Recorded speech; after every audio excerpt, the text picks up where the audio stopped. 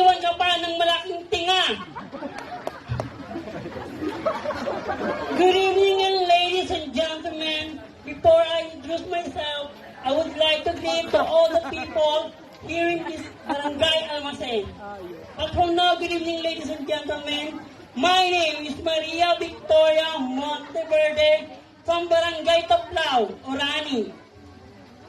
Again, ladies and gentlemen, nasa inyo pong harapan, ang babaeng pag nabasa ang talampakan ay nagiging palaka.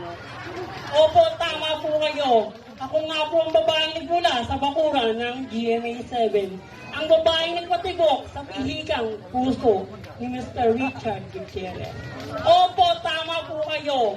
Ako nga po nag-isang tunay na kawangis ni Miss Sara Labatiba.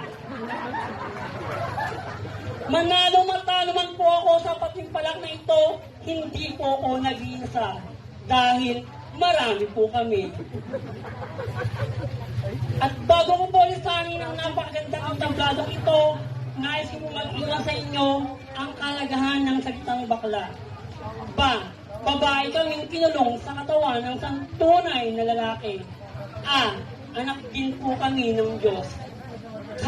Kasalanan po ba namin kami maging ganito? Lalapit, luluhod, at hihingi ng kapatawaran sa puong may kapal. At akong ako po, basagin niyo po ang aking bungo, durugin niyo man po ang aking laman. Bakla po akong sinilang, bakla po akong laki, at bakla po akong mamamag. Maraming salamat po. Thank you so much, candidate number 3. She is Miss Sara Labatiba from Tagumpay, Orani, Bataan. Opo, siya nga po ang nagwawalis sa bakuran ng GMA.